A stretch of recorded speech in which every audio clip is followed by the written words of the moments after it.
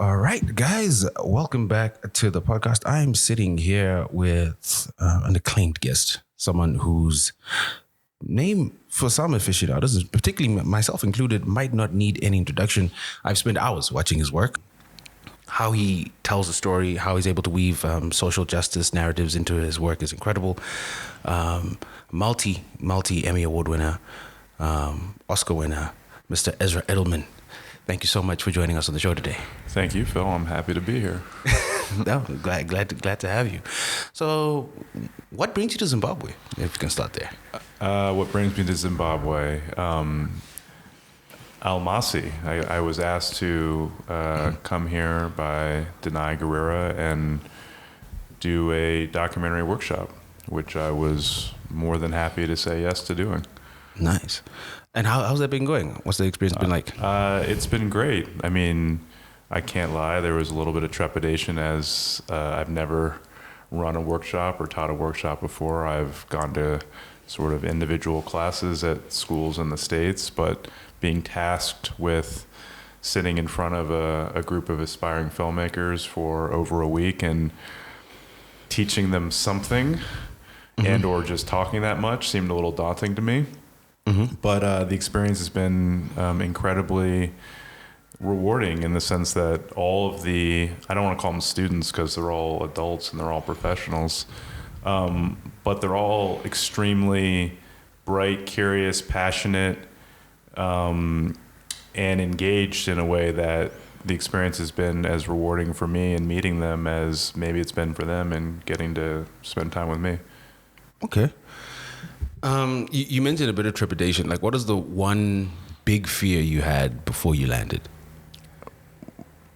I mean, I didn't have any fears about coming to Zimbabwe. I had fears about what I have to teach a bunch of strangers. Preparing any sort of lesson plan, or what am I supposed to do for what ultimately feels like, in terms of time itself, over a semester at any university. So on that level, that's what I was trepidatious about. Just sort of how the students would respond to me if I had enough to, talk about, discuss, teach them. That was my trepidation. But that is interesting. Incredibly humble, but interesting. Because from the outside looking in, I'd feel like you'd have a wealth of knowledge that you'd just be willing to share. I mean, I think the other trepidation is when you come to another place, another culture. I knew a little bit about Zimbabwe, but I'm not so sure, in terms of resources, access, what these filmmakers have to work with here. And so in some ways I might be talking about my own personal experiences, which is based on my life and a life in the States where, there is a different level of resources or opportunity and by the way, that I specifically had that might be different from other filmmakers in the States. So for me to talk about sort of lessons I've learned based on my experience, it feels like, I just didn't know how much, and I still don't know how much that translates in the sense that I can talk all I want about my experiences, my trajectory, my own anxieties and insecurities, but how much does that translate to their experiences here? Okay. So with regards to that, to borrow an American phrase, like how inside baseball do some of these conversations get with regards to the technicalities? Well, I mean, by the way, part of then the revelation is that I think here's the biggest revelation, and as I'm sitting here doing a podcast with you, is that the world's much smaller than it used to be. Yeah. And I showed up here, and some of these students are asking me my opinion about filmmakers who are my contemporaries, documentary filmmakers, of films that they've seen, on whatever channel, and I was like, what? Like, these people, you watch these films. It's not like I'm talking to people who are in the dark about, like, they watch the same stuff that people back in the States watch. They watch documentaries that are out now before I've seen them. So in that way, the reference points are not sort of, what's the right word? There's not a dissonance in a way that I thought there might be. So that's actually been my biggest takeaway, which is immediately in showing. So you talk about inside baseball. I mean, I think the funniest thing for me that happened this might not be, again, this is inside baseball as I'm saying this to you. I showed them sort of the first part of a documentary I made about OJ. They had all already seen it, but I wanted to show them the first part of it again because it allowed me to speak about sort of how I conceive a story and how I research a story and the preparation that goes into both this sort of what I have to do before I ever set out to start interviewing people, what I have to do before I ever set out to write the thing. It's like, and all of it is sort of thematically in the first part. And I was sort of really stressing that the hardest thing and the most important thing in a film is the first 20 minutes. And to get that right, because you're really sort of engaging an audience. You're telling the audience what the film is going to be about in some ways. You're setting the rules for what the style of the film is going to be. And so I had I was really sort of stressing that. So I showed them the first part of the film, which is an hour and a half. It's almost 8-hour film. And then we stop and I say, okay, does anybody have any questions? And this one woman just raised her hand and she goes, just let me get this straight. Was this a 5-act structure? Because the way I conceived this or perceived this was the first act was this, the second act was this, the third act was this. And I was like, what? So there was already a level of sort of like, she broke this thing down. It's not, by the way, it's a 3-act structure. But having said that, it was like, oh, you're engaging this on a level, and she's someone who has experience making fictional films. And so I'm like, oh, okay, I'm not dealing with children who know nothing. They can keep up with sort of what I'm presenting, and sort of the astuteness of how they have received the material probably has exceeded my expectations. Oh, that's good to hear. That's good to hear. Yay for Zimbabwe. Well, I don't mean it that way. No, not at all. Not at all. Just but it's great to see that people are receiving at that level. And as someone who spent time in America and interacted with Americans, I think it is refreshing when they do see that American culture is everywhere. We're absorbing it, and we're absorbing it at a pretty high level.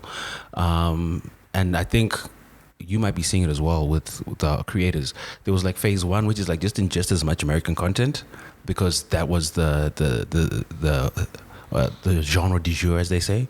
And then now we've evolved to a point where we're taking what we've learned and we're adapting it to African narratives, which I feel is part of the reason you're here as well, is like helping amplify and elevate the work so they can start telling incredible five-story, 5-part documentaries of African stuff, because there's a lot of stuff to tell here.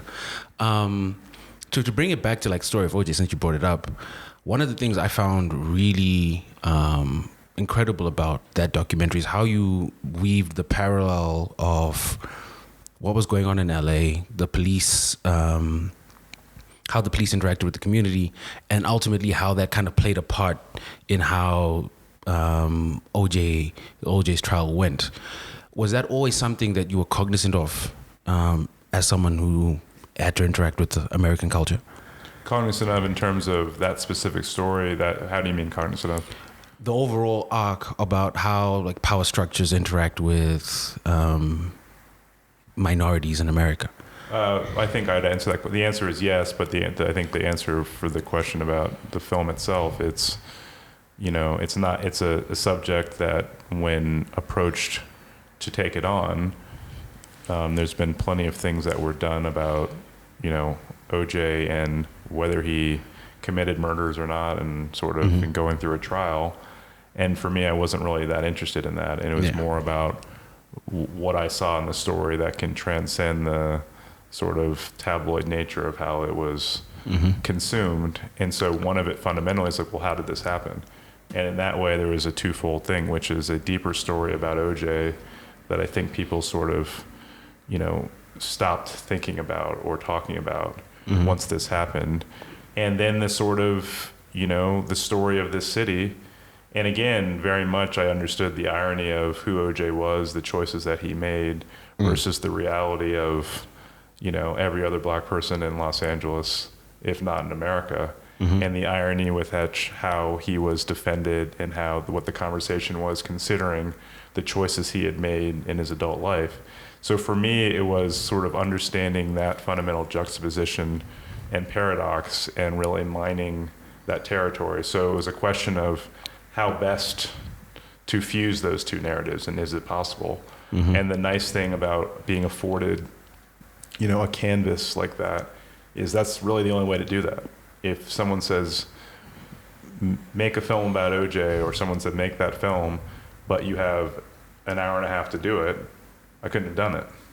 You could sort of sprinkle something in, but it really is about how do you offer the real proper history, the real context, and do it in a way that is emotionally resonant. So anybody who's watching this can actually live through it and feel it. And you can only do that if you have the time to do that. Yeah. So the reason why I asked that question was to lead into this is there's in your work, even with the 30 for 30 documentaries you've done, there's an incredible talent you have about pulling out narratives that aren't surface level, that some people might not have easily understood, and then weaving them into your documentaries. How do you go about that process? It's essentially trying to understand what I believe is the more interesting, deeper story to tell. I mean, yes, I've made a lot of sports docs, and I think a little bit of who I am as a person is somebody who I grew up as a rabid sports fan, but, I'm a child of, my mother's an activist, our parents are political, and, my recreational attachment to sports and even playing them, that is what it is, and it's a true passion. And sort of I might have had a genuine desire to figure out a way to take my passion and make it a profession. But at the same time, somewhere inside of me, it's, well, how do you find more meaning in that? And so from the beginning, I was sort of taking what would be, any sort of surface level things that I would absorb about a game or a player, which is fun for me as a fan. But I'm like, I have to find a deeper meaning in that. And, sports in America specifically, really, if you look at the 20th century, was a way of also telling a story about race in America. If you look at, the role that baseball played in, as far as Jackie Robinson integrating the sport, that was sort of right around the time that the military was integrated, and sort of the impact that that had culturally. You go to this sort of idea, the impact that people like Joe Louis had on, American culture and the black population. And you sort of, I basically started to understand that there's a way to use sports as a vehicle to talk about deeper issues. So then when I see these stories, I mean, part of it is just like, what's interesting to me? And I'm like, there's a more interesting narrative here. There's like, how did this come to be? How did this happen? What is this sort of, and so I just sort of pick at process and try to see what lies underneath, because there's always a deeper story. These are humans, the players are humans. The leagues are part of it. There's a system. These things just don't happen in a vacuum. And the way that we're consuming it, to me, there's always a deeper story that reflects the culture as a large, culture at large, or the country at large, or the world at large. And to me, those are the stories that are necessary to tell. I didn't answer your question because it's like I don't know if I can answer the question in terms of the way you just said it. Like, I don't know. I'm curious. I have my own sort of lens or bent and intuition into what I see when I look at something. So ultimately, it's something innate that you can't really. I mean, again, maybe this gets back to what I was trepidatious about. I'm not saying that in a presumptuous way. It's hard to, go, well, this is what I do, so you just do it. Yeah. I don't know. So in some ways, it's why, in a different way, I think I struggle sometimes with, this is also inside baseball. It's like, film is a collaborative medium in sort of documentary film and real film. And sort of like when, a lot of what I sort of think about comes from inside my head and how I see things, what I think when I read something, what my brain does when I'm talking to you, and where I go, that would allow me to ask you a different question if I were the one sitting in your chair. Like, I can't farm that out to somebody else. I can't say, well, this is how you do that. I can tell, as I've been telling my students here, which is like, if I'm interviewing somebody, there are two fundamental things that you have to understand, which is it's on you to be as prepared as humanly possible before you ever go and do an interview. And you need to know exactly what you're trying to get from that interview. You also should already know what that person has already ever said publicly. So you're prepared for whatever comes out of their mouth. And if it's something that is, can I swear? Yeah, go ahead. bullshit, then you should be able to be prepared to call them out. If you know that there's a really specific probing question that needs to be asked, you have to go in armed with the fact that you have to ask that question, but you don't know when that opportunity is going to come. And so these little things are like, and so when the opportunity comes, when something comes out of their mouth and you go, okay, and you're not looking at a piece of paper that goes, oh, okay, well, how did you, it's like, no, this is a conversation. And so it's sort of orienting people. And here, by the way, and talking to people, it's, you know, you do always have to sort of, in that way, it's a very, interviewing someone, as you know, it's a human interaction. And so you have to sort of know when to draw somebody out. You have to know when to push. You have to know. And sometimes, and I think, I don't know, but my sense in talking to some of these people in the workshop is that, I think that the idea of having a film to do or having someone says yes to an interview, it's like, okay, well, that's what I'm doing. And I'm like, no, that's not enough. What's the story you're telling? What's it about? How are you going to do that? Oh, this person sat for an interview and they don't want to talk about this. Well, do you need that thing for your film? Well, you better figure out a way to get them to talk about it. You actually have to ask that next question that might make you on the street, if you were just talking to someone, that would be uncomfortable, but it's your job. And so like, that's the part where you have to sort of really train yourself to be like, yeah, even in situations where you understand that on balance, this person doesn't want to do this, or this person doesn't want to talk about this, or this person, like, yes, you have to draw them out. That's your job as a filmmaker. I think you kind of already answered my follow-up question, which is when you're probing, there is the likelihood of someone shutting down and not wanting to answer. And I think you covered it really well. It's like, what do you want from this interview? And maybe them not answering the question might be the result, the ultimate result, and you have to be prepared to take that. And going back to the previous narrative we were on, back to sports and the parallels there, I think you've touched on it as well, where it's like, great players don't necessarily make great coaches because they can't explain what they do. Like Reggie White can't explain how he does what he does. And there's that popular story, and even like MJ and so forth. And I think you did the same thing, where there's parts where you pull at the narrative that you can't really explain how you do, and you just do them. But then you also went into the practicality, which is the work, which is, even though I may be good at drafting a narrative, I really have to be well prepared. So there's the practice, and then there's the talent, and you have to find a way to merge those two. Yeah, and I also think you can train somebody to look at something differently and go, wait, what actually is this about? Why do you find this interesting? Take this story, and then you think about how practically are you going to do this? When forced with this sort of question of like, yeah, but again, what's the story? You want to make a feature-length documentary, and it's just about this one thing or this one person? Well, great. That sounds like it's 3 minutes long.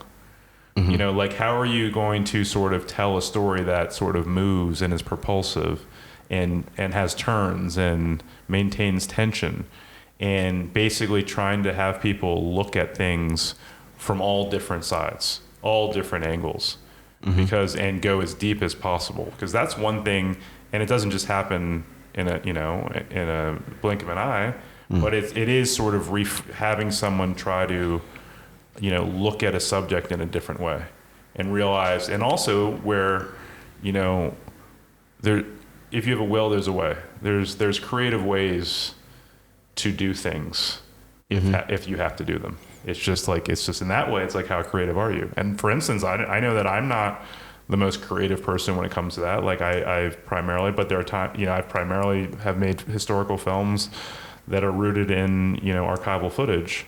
But then there are times when there's no archive, and you have to figure out a way to, dramatize the scene so an audience actually doesn't lose any focus at all, and that enhances the narrative and doesn't slow it down. And so, like, it's, little things like that I do think you can train somebody to think about in a way that maybe they hadn't before. Okay. A bit of a left field question, but I think it might be an interesting. With AI, and you mentioned dramatization of scenes, it's already started to invade social media, where people are using, like Ali Sadiq, for example, has been using AI with his comedy. Do you see that as a viable future for documentary and filmmaking? Oh, I think it's very dangerous. I think it's, it's taking, I think that, look, I'll profess to saying I haven't fully thought this out. Mm-hmm. Again, like I said, as someone who's making historical docs, traditionally, so all of a sudden, I want to present, I'm trying to find archive of a real time and a real place with real people that sort of gives you the real, real history, and there's a real authenticity. And sometimes though, you're also trying to tell a story. And like sometimes you don't get the sort of exact thing that you're looking for, so you're working around it, right? You're getting footage or you're presenting something that helps you craft the narrative, even if those images aren't exact.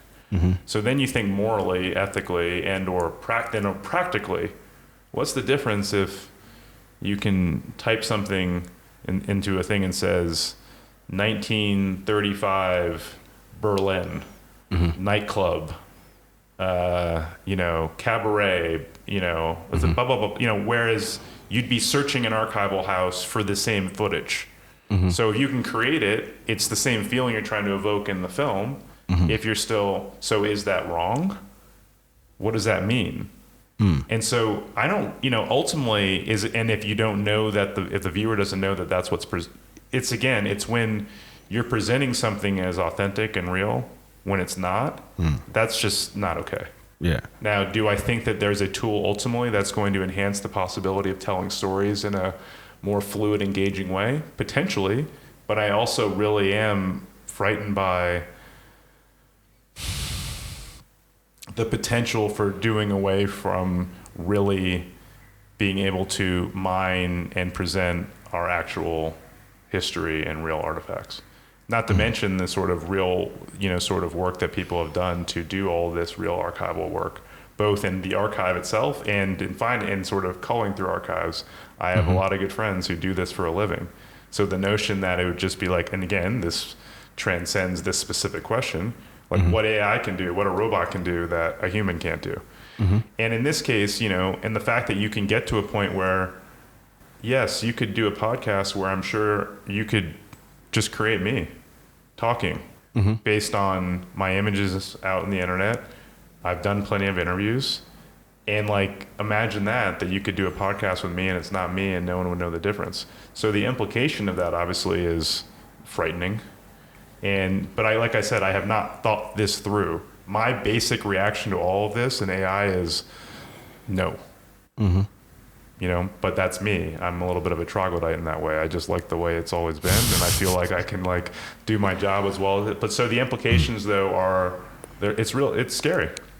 Mm. Yeah. As someone who's on the other side of it, it is scary in a number of ways, and especially its ability to hallucinate. I think that's the scary part, because as you said, if I wanted to do a podcast with you, for every question you've answered, it'll draw from that corpus. But for every question you haven't answered, it's just gonna make whatever. Which is why I'm extremely. I'm already wary and skittish of doing interviews. I don't like doing them. Unless there's a purpose for me to do them, fine. If I'm, I've work that I put out, great. But like, I don't want to do that. And part of it is that like, I'm a little phobic of the interview. I'm not on social media. Mm-hmm. And so now, especially in this AI universe, do you think I want to put more fodder out in the world for someone to, essentially suck up and eat up my brain and spit it out in different ways? No. Yo, I get that. And I appreciate you taking the time. I'm happy to do this. But anyway. No, much appreciated. So I think bringing this back to how Zimbabwe and the work you're doing here relates to everything you've just mentioned. While I was preparing for this, I feel like America's run a really good job of telling its stories. America, especially sports, on the sports side, they've really done a great job of telling stories that people care about and building heroes. And I think that's something we haven't been able to do really well in Zimbabwe and in Africa in general. We've got a lot of stories that no one really knows. Not to put you on the spot, but are there any stories you might have come across, even in a cursory fashion, where you're like, that would be an interesting story to... In Zimbabwe? Or just in Africa in general? I can't say yes to that in the sense that you could ask me the same story about what I find interesting in the States, and I don't know that I would have a ready answer. I mean, like, you know, and the one thing that I might find interesting, I don't even feel comfortable talking about. Just because, and that's a little thing. It's like the little I know about Zimbabwe, that's the other thing about sort of, you know, I think that was the other trepidation. I think that I have just the idea of how media works here. You know, I'm someone who believes in the truth, and I believe in sort of, I live in a country now where, you know, sort of the notion of the threat to the fourth estate has been very sort of apparent in the last, 10 years, and certainly in the Trump era, and sort of how the quality of journalism and investigative journalism has fallen off, and sort of because social media has become rampant, because there is fake news in the way that's legitimate, whether it's through AI or whether it's through self-promotion, and opinions become news in a way that's not news.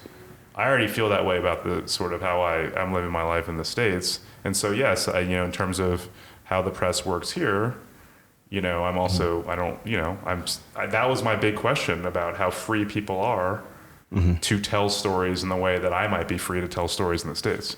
So that, I think, is my other thing about coming to Zimbabwe and talking about sort of how I go about telling stories and what I'm trying to mine. Do they have the ability to do that, and have they been raised in a place that has prevented their minds to go to a place where they want to investigate every story to its fullest place?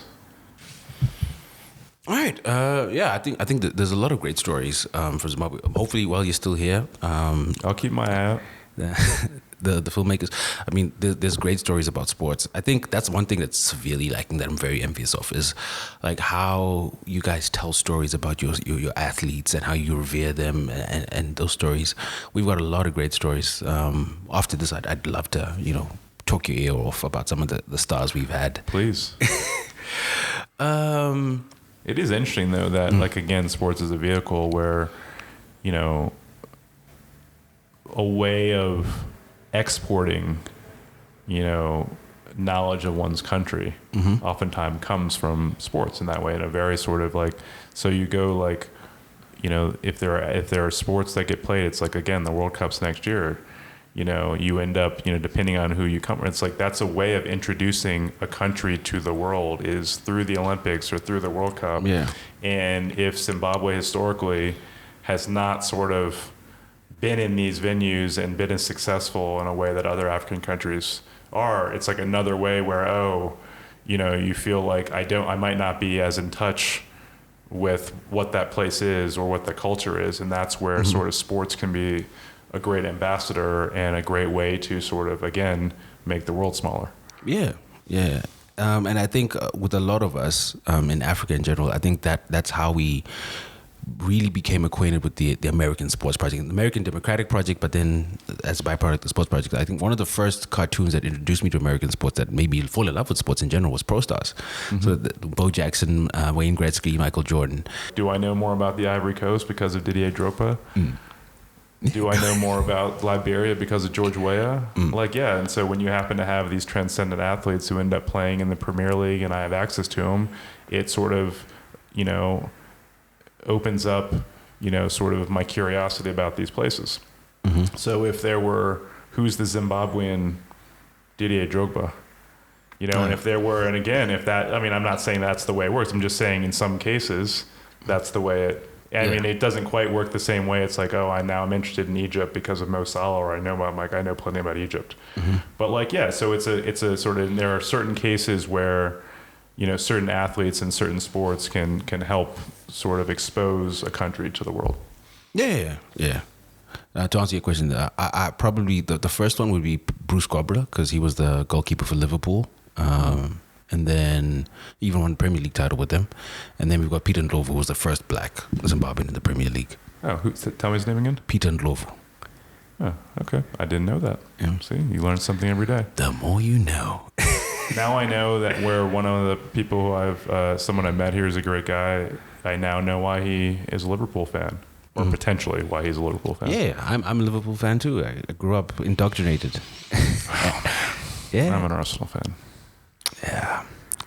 Well, you guys won last year. You're good. You guys have won the Champions League in the last decade. You're good. Yeah. No. Yeah. We're very good. We're very good. I'm happy. Like even if we have a terrible season, I'm fine. I'm okay. We're doing okay.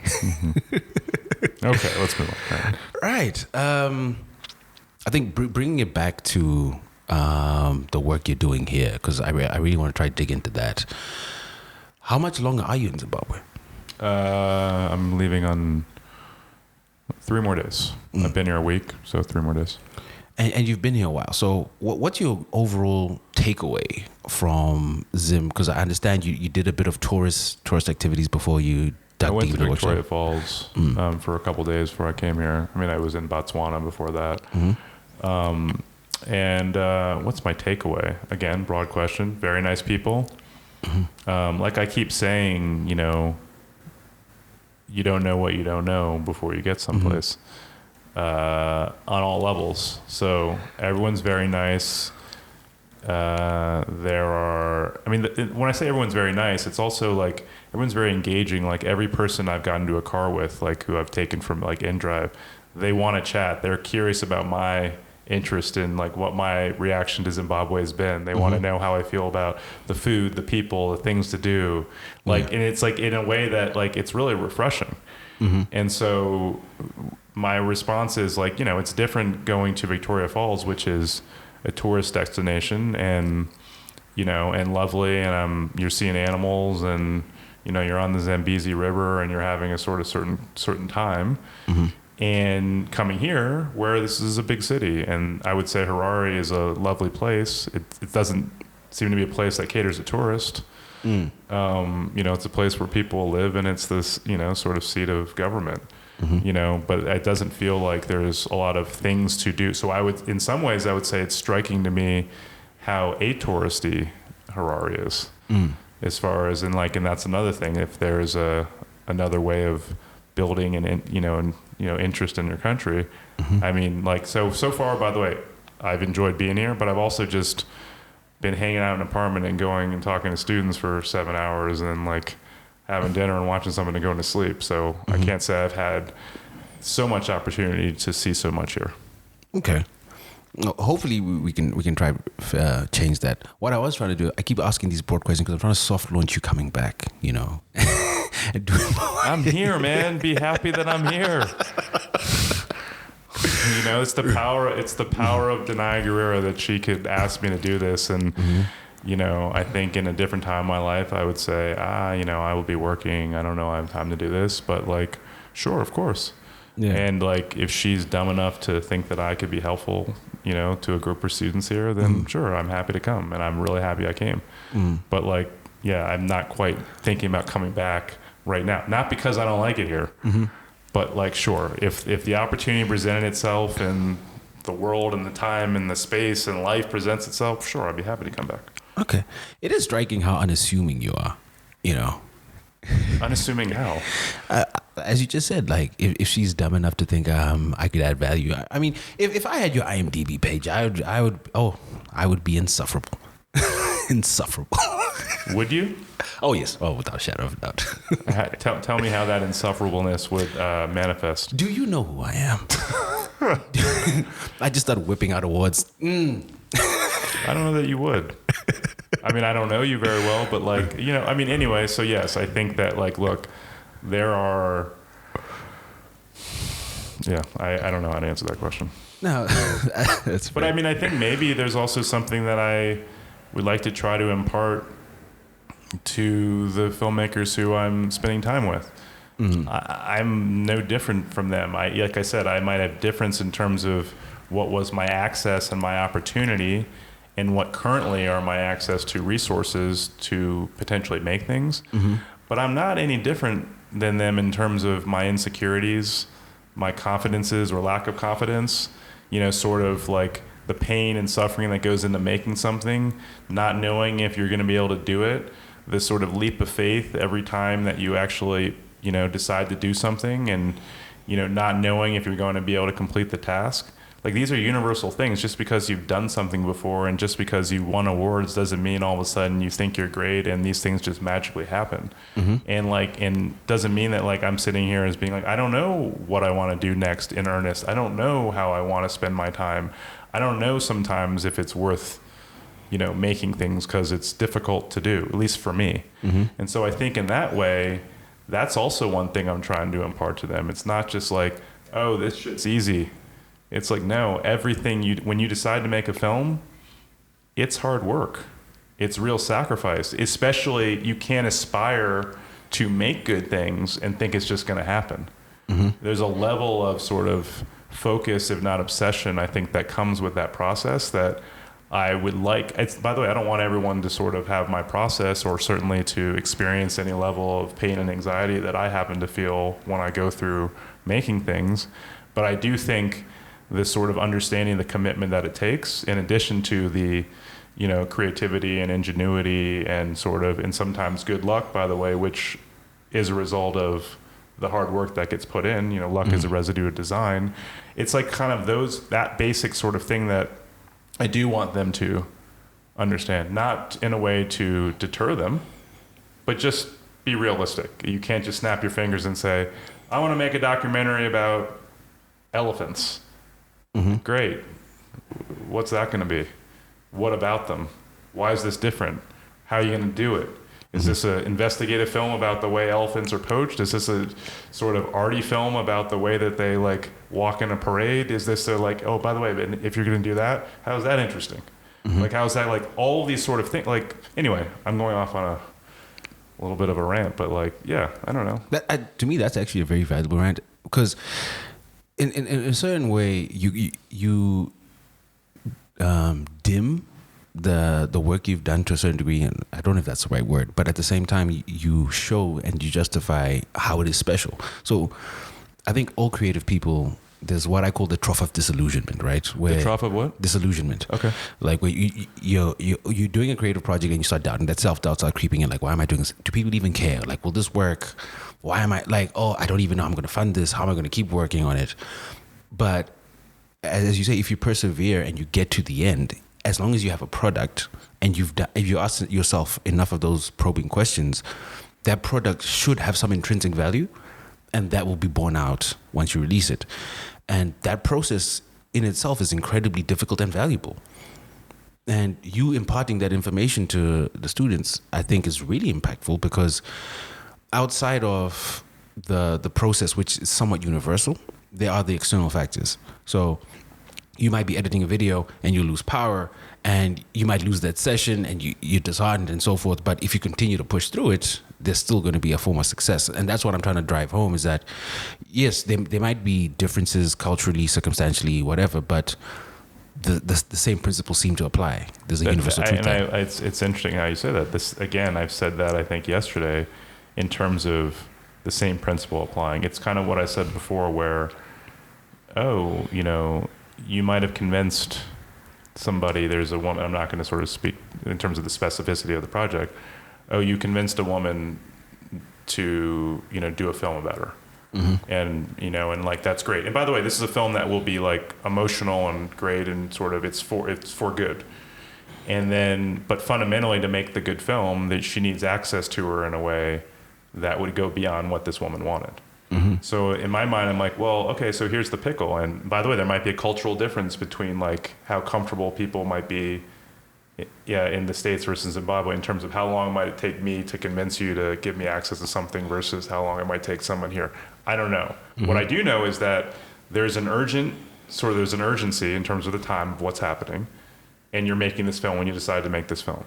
I understand this person doesn't want you to do something, but your job as a filmmaker, like, you have to have her do it. So you have to figure out a way. Yeah. And like, those is where there might be cultural differences of why she doesn't want to do this and why you don't want to push, but like, you want to make this film.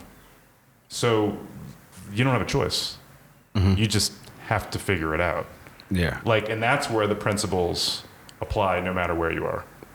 And so it's like kind of things like that. And, I could see the look on her face. She was a little like, I'm like, sorry. Like, but again, I can say this is what I believe. This is my philosophy. I think it's true.